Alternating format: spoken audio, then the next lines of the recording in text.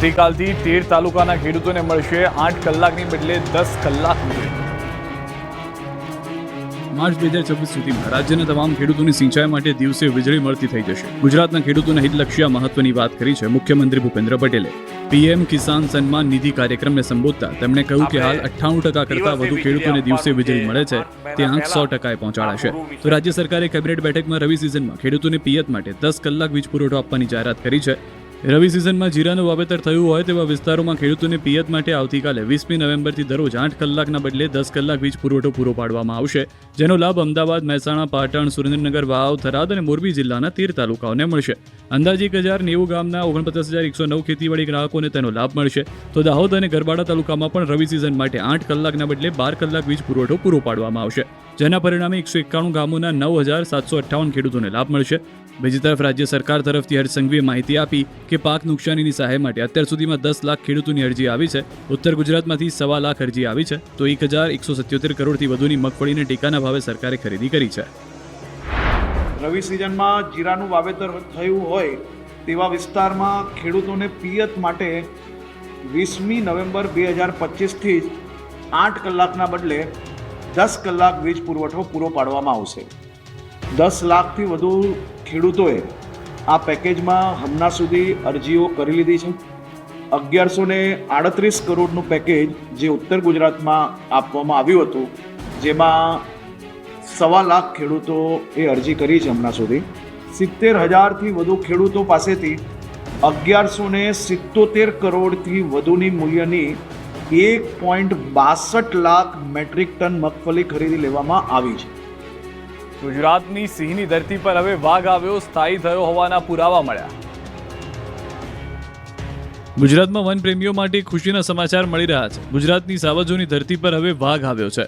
લુપ્ત થવાની અણી પર રહેલા વાઘનું ફરી એકવાર ગુજરાતમાં પુનરાગમન થયું છે। ગુજરાતમાં છેલ્લા ઘણા વર્ષોથી લુપ્ત થઈ ગયેલા વાઘની હાજરી ફરીવાર જોવા મળી છે। દાહોદ જિલ્લામાં આવેલા રતનમહાલ વન્યજીવ અભયારણ્યમાં એક યુવાન નર વાઘે પોતાનો કાયમી વસવાટ બનાવ્યો છે। આ વાઘ ફેબ્રુઆરી 2025થી અહીં નિયમિતપણે જોવા મળી રહ્યો છે, જે ગુજરાતના ઇતિહાસનો સૌથી લાંબો સમયગાળો છે। વન વિભાગ માટે એક મોટી સફળતા અને પડકાર બંને છે। વાઘ કેમેરામાં ટ્રેપ થયો છે, જેનો વિડીયો પણ હાલમાં ખૂબ વાયરલ થયો છે।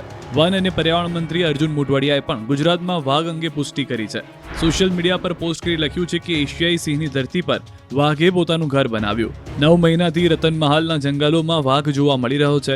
વાઘ જોવા મળતા હવે દેશમાં ગુજરાત એકમાત્ર રાજ્ય છે જ્યાં વાઘ, સિંહ અને દીપડા એ ત્રણેય મુખ્ય પ્રજાતિઓ જોવા મળી। રત્નમહલના આ દ્રશ્ય વન વિસ્તાર તેની કુદરતી જૈવ વિવિધતા માટે જાણીતો છે અને અહીં વાઘનું દેખાવું એ વન્યજીવ સંરક્ષણ માટે મોટી સફળતા ગણી શકાય। ગઈકાલે વાયરલ થયેલા વિડીયોમાં ભવ્ય પ્રાણી જંગલમાં ફરી રહ્યો હોવાનું સ્પષ્ટ જોઈ શકાય છે।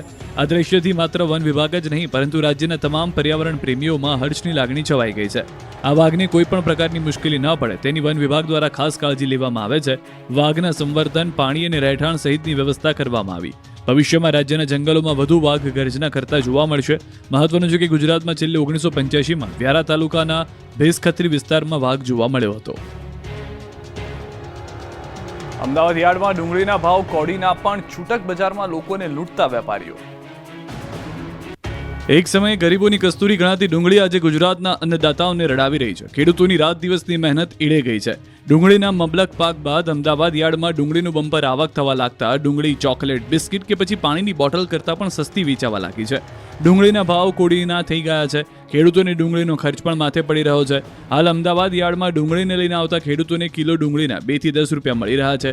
ખેડૂતોને 1 મણ ડુંગળીનો ભાવ 70 થી 100 રૂપિયા મળી રહ્યો છે। જો મહત્તમ 50 મણ ઉત્પાદન અને 100 રૂપિયાનો ભાવ ગણીએ તો ખેડૂતોને વીઘે માત્ર 5,000 રૂપિયા મળે છે, એટલે કે 40,000 રૂપિયાના ખર્ચ સામે માત્ર 5,000ની આવક મળી રહી છે। એટલે કે ખેડૂતોને એક વીઘામાં 35,000 રૂપિયા જેટલું નુકસાન સહન કરવું પડી રહ્યું છે। ખેડૂતોની માંગ છે કે જો તેમને 1 મણ ડુંગળીનો ભાવ 800 રૂપિયા મળે તો જ તેમનો મૂળ ખર્ચ નીકળી શકે છે।